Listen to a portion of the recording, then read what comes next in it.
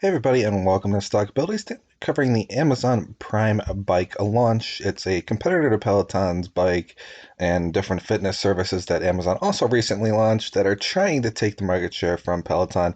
Likely it's going to work quite significantly, and I'll tell you guys why, so make sure to watch the whole video to get the whole impact. Comment below your own input on what you think is going on in regards to Peloton and what you think their future might be. I'm going to go through all that details, so watch till the end of the video for a special surprise. But before we get into that here, shortly, basically, since the mention of the Amazon Prime bike, the stock is dropping, or the shares of Peloton are dropping 1.95% to 92.95 in the pre-market trading on Tuesday after Echelon and Amazon announced the launch of their own exercise bike and accompanying interactive online workout service. They announced a workout service a few days back or within the last week, and the Peloton dropped quite significantly. Then it went back up. And now Amazon is including the fact that they're going to be doing a bike with that service. Now it's a direct competitor to Peloton. It's touted basically as their first ever connected fitness product. The Prime Bike will give customers access to hundreds of live and on-demand classes. Echelon said in a statement it will retail for $4.99. And Peloton essentially was going up and up and up because it was a unique share and a lot of gyms were closed. Uh, Peloton 2,500 versus 499. That's a big hit to the cost price difference there.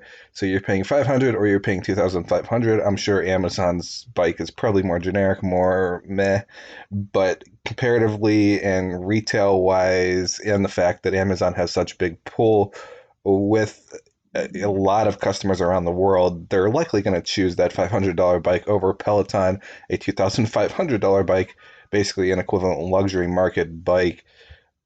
That's going to take quite a hit on the share price in the coming days, weeks. I would personally recommend that you consider shorting it. Be getting into it in a second, but before you go and jump the boat here, you got to remember that Amazon has had problems in the past trying to expand into other markets and tried to expand more into a physical brick and mortar business, and it didn't quite work out so well. They had to close down a lot of stores back in the last year or so, but they're trying again to expand and refine and redo that to go back into the brick and mortar business. But unrelated to that, the point being is that Amazon doesn't always succeed. Neither does Google when it tries to take market share from companies. But, it's a $500 bike comparatively to, 2,500 plus. And it's cheaper too because you can set up certain more equivalent proper payment plans and things like that. So people can get their hands on the bike for as cheap as like $50 comparatively where you're paying $300 to $500 potentially in a payment plan for the Peloton bike. So $50, pretty straightforward there. And basically, Peloton since that point dropped a little bit more even in the pre-market. It was 92.25. Now it's 91.18. Now it's bouncing around right now. It's still the pre-market hours here, but as you can see, you got the 1 year, 5 year. They've only been around for a year. Up and up and up. Now, you guys are probably not going to like this if you're Peloton fans, but I'm going to compare it to GoPro here. Same thing happened in 2014 for GoPro. Unique market share spiked up, and then everyone's like, well, now what are they going to do? And then it just kind of crashed for years. Had a little bit of a rebound in 2015, then crashed and crashed and crashed, and then pretty much dead into 2000, I don't know, 16-ish.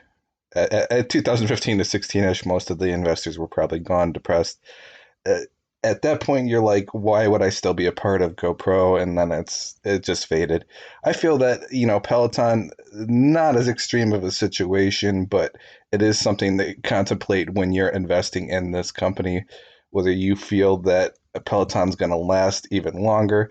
I mean, Amazon's obviously going up, but Amazon has so much going on for it that it's probably not just a Peloton bike launch, but uh, new market cap is new market cap, so it's going to go up on that regardless.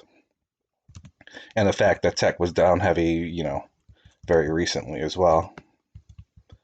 But essentially, the bike is short answer is cheaper. It's for fiscal 2021. Peloton expects to have between 2.5 million and 2.1 million connected fitness subscriptions, and revenue between 3.5 billion and 3.65 billion. Ultimately, the problem with that is what I was saying is that a lot of that might get cut down comparatively to people that want to move to Amazon for a cheaper bike and whatever and what have you. I feel that Peloton might last a little bit longer, but it's all about future guidance. And the future guidance for Peloton is that their bikes are more expensive than Amazon's, and the fact that, it's a unique luxury bike, it's a unique market share aspect for bikes, and they're just not going to be able to continue innovating to the point where I can feel that it can hold their share value at billions of dollars of value despite what revenue they generate. It really doesn't matter because what's next for Peloton? What are they going to do next? They need something more innovative to continue that price movement. But thank you for listening in. And as a surprise for the end of the video, I'm going to say, hey, thanks for listening in and have a great day. See you later.